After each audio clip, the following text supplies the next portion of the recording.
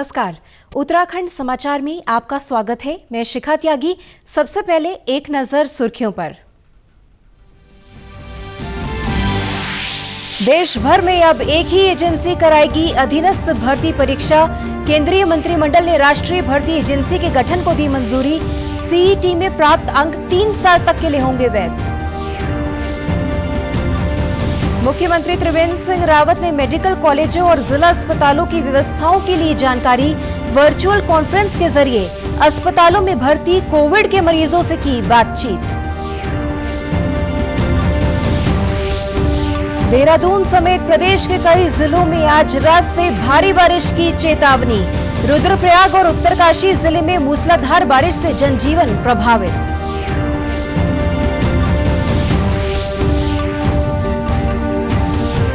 और 4 सितंबर को श्रद्धालुओं के लिए खुलेंगे सिखों के पवित्र तीर्थ स्थल हेमकुंड साहिब के कपाट। यात्रियों के लिए ई पास और 72 घंटे पहले कोविड का पीसीआर टेस्ट कराना होगा अनिवार्य। अब समाचार विस्तार से।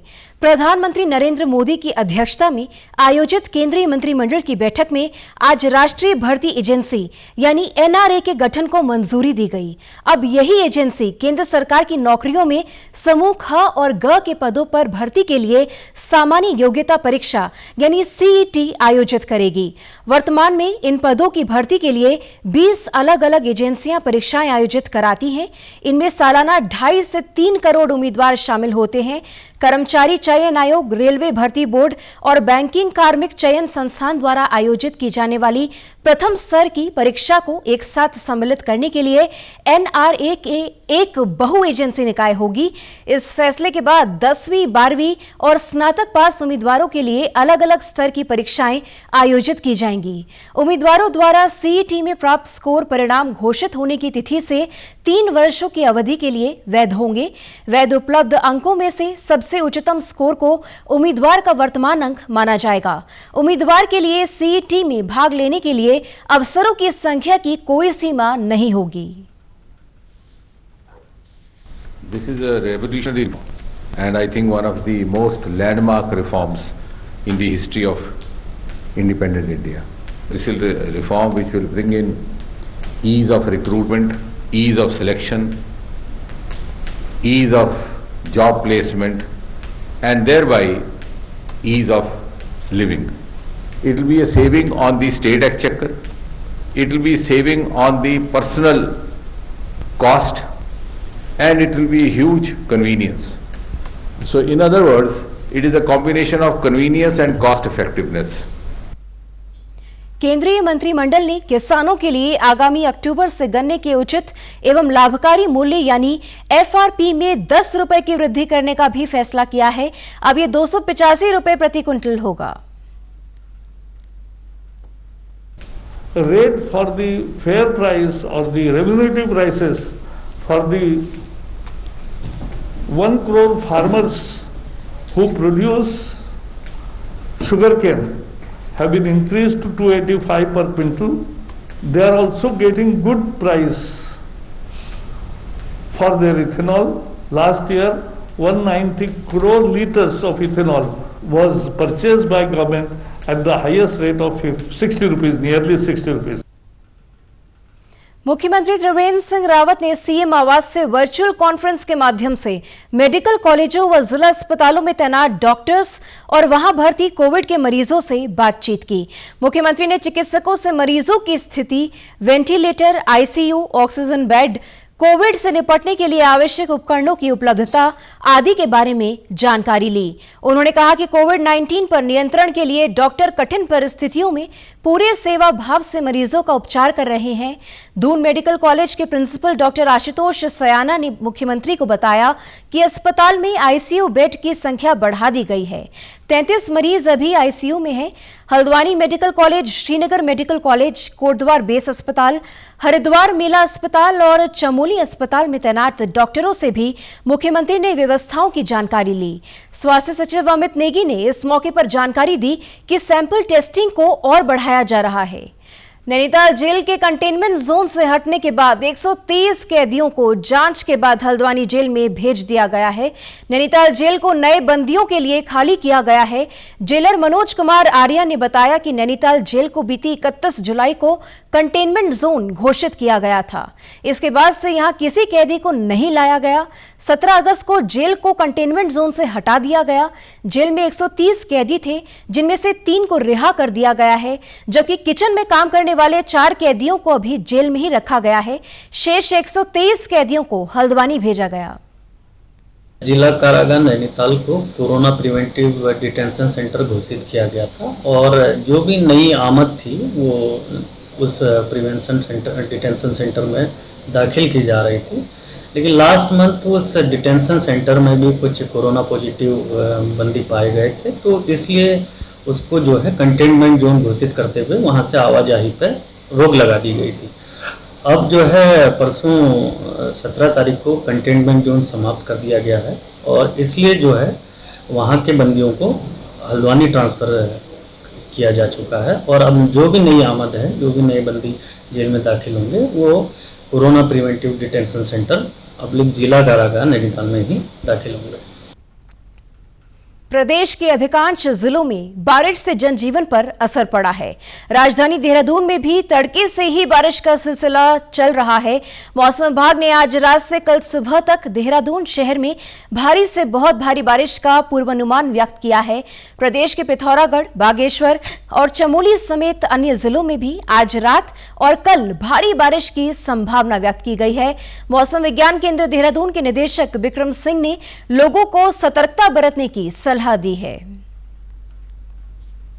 दूरदर्शन के माध्यम से बताना चाहूँगा कि आज 19 और 20 तारीख ये जो 2 दिन हैं, इसमें अच्छी बारिश प्रदेश में वो जारी है और ये 2 दिनों में जहाँ हल्की से मध्यम बारिश सभी जगहों में मिलने वाली है, उसके साथ साथ आप देखेंगे जो हैवी से वेरी हैवी रेन से वो भी कहीं कहीं पर प्रदेश में आज और कल वो मिलने वाली है।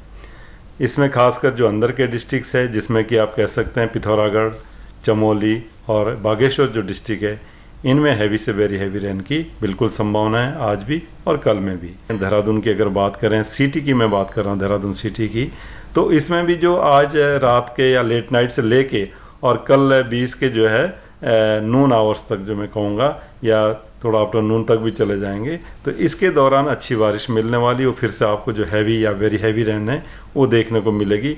हमारी छोटी जो नदियाँ हैं उसमें पानी बढ़ेगा, तो उसके आसपास जो लोग रह रहे हैं उनको थोड़ी दिक्कत होंगी ज़रूर।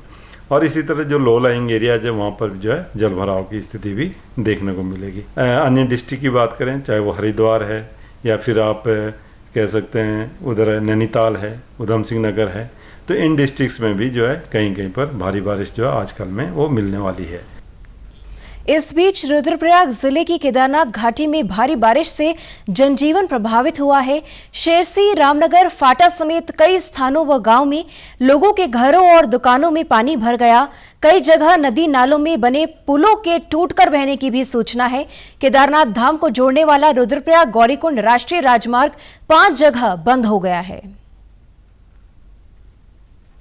कल रात भारी बारिश से फाटा के क्षेत्र में और विशेष रूप से फाटा लोकल में और तरसाली और जामू विलेज में कुछ नुकसान की घटनाएं रिपोर्ट हुई हैं। देर रात सुबह ही डीडीआरएफ की टीम संबंधित एसडीएम, तहसील और जितने भी लाइन डिपार्टमेंट के अधिकारी हैं उनको फाटा के लिए रवाना कर दिया गया था। वर्तमान में राजस्व की टीम फाटा में पहुंच गई है। सर्वेक्षण कार्य भी पूरा कर लिया है। किसी प्रकार की जनहानि या पशु हानि अभी तक रिपोर्टेड नहीं है। जामू गांव में कुछ गौशालाओं के क्षतिग्रस्त होने की सूचना है, जिनकी अनुमन्य सहायता की कार्रवाई अभी वर्तमान में की जा रही है। उत्तरकाशी जिले में भारी बारिश से गंगोत्री हाईवे समेत कई जगह जलभराव हो गया। टिहरी जिले में भी सुबह से ही मूसलाधार बारिश हो रही है। बारिश से ग्रामीण क्षेत्रों में मार्ग बंद होने की भी सूचना है। सिखों के पवित्र तीर्थ स्थल हेमकुंड साहिब के कपाट 4 सितंबर को सुबह 10 बजे श्रद्धालुओं के लिए खोले जाएंगे। जिला प्रशासन और गुरुद्वारा प्रबंधन समिति ने यात्रा के लिए सभी व्यवस्थाएं पूरी कर ली हैं। सिखों के 10वें गुरु गुरु गोविंद सिंह जी की तपस्थली हेमकुंड साहिब के कपाट हर वर्ष मई महीने में खुलते थे, लेकिन इस बार कोरोना महामारी के कारण ये देरी से खुल रहे हैं। चमोली की जिलाधिकारी स्वाति एस भदौरिया ने बताया कि गुरुद्वारा प्रबंधन समिति से विचार विमर्श के बाद हेमकुंड साहिब की यात्रा 4 सितंबर से खोलने का निर्णय लिया गया है। हेमकुंड साहिब की यात्रा पर उत्तराखंड के बाहर से आने वाले सभी श्रद्धालुओं को 72 घंटे पहले कोविड का पीसीआर टेस्ट कराना जरूरी होगा। इसके अलावा उत्तराखंड सरकार की वेबसाइट से ई पास लेकर ही यात्रा की अनुमति होगी। यात्रा के दौरान शारीरिक दूरी, मास्क पहनने और कोविड के सभी नियमों का पालन करना भी अनिवार्य रहेगा। राज्य सरकार ने देहरादून के हर्रावाला में 300 बेड के शकुंतला रानी सरदारी मैटरनिटी और कैंसर चिकित्सालय के निर्माण के लिए 10 करोड़ की धनराशि स्वीकृत की है। ये धनराशि राष्ट्रीय स्वास्थ्य मिशन के निदेशक को उपलब्ध कराई गई है। मुख्यमंत्री ने इस अस्पताल के निर्माण को स्वास्थ्य के क्षेत्र में बड़ी उपलब्धि बताते हुए कहा कि हर्रावाला क्षेत्र में सुविधा युक्त अस्पताल की जरूरत थी।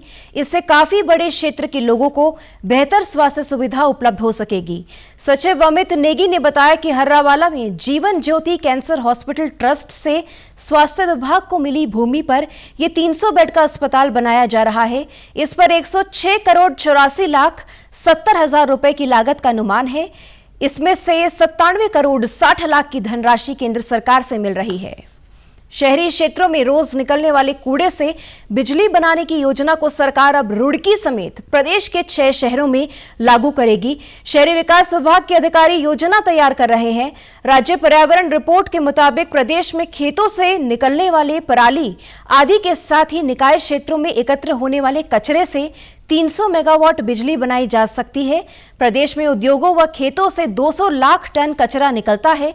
सरकार की कोशिश इस कचरे का उपयोग करने की है। शहरी विकास मंत्री मदन कौशिक ने बताया कि रुड़की में वेस्ट टू एनर्जी प्लांट लगाने का निर्देश दिया गया है।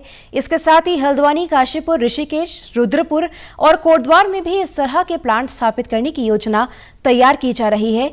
वहीं इंडियन ऑयल कॉर्पोरेशन की मदद से हरिद्वार में बायोगैस प्लांट लगाने की भी योजना है। कौशिक ने कहा कि निकायों को कहा गया है कि वे कंपोस्ट बनाने के लिए कृषि और उद्यान विभाग को छटा हुआ कचरा देकर अपने लिए नया आय का स्रोत भी विकसित करें।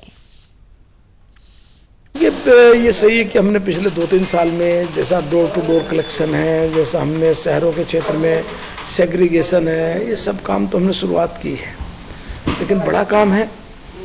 हमें जो लेगेसी हमारा कूड़ा वो भी 26 लाख मीट्रिक टन है। आज उस सारे को भी हमें निस्तारित करना है।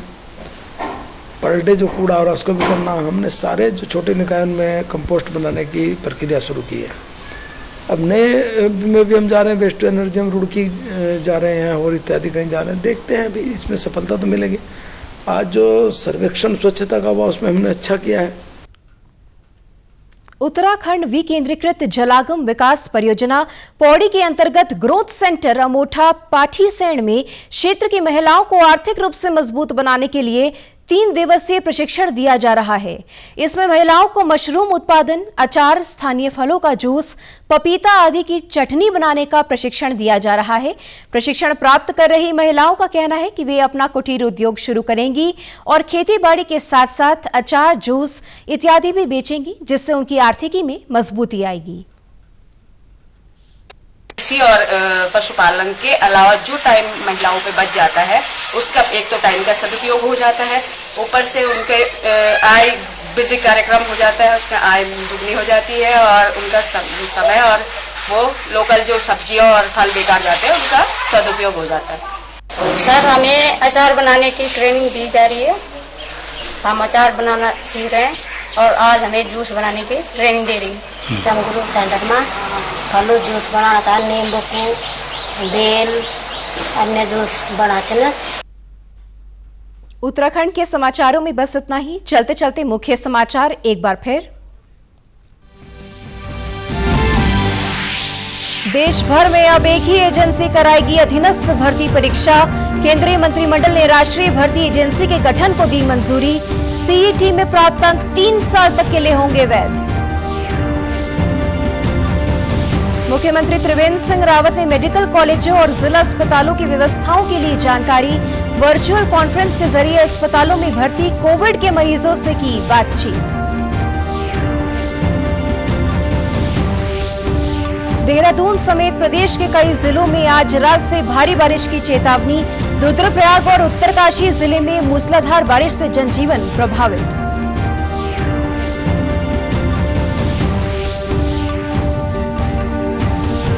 और 4 सितंबर को श्रद्धालुओं के लिए खुलेंगे सिखों के पवित्र तीर्थ स्थल हेमकुंड साहिब के कपाट। यात्रियों के लिए ई पास और 72 घंटे पहले कोविड का पीसीआर टेस्ट कराना होगा अनिवार्य। इसी के साथ समाचार समाप्त हुए। नमस्कार।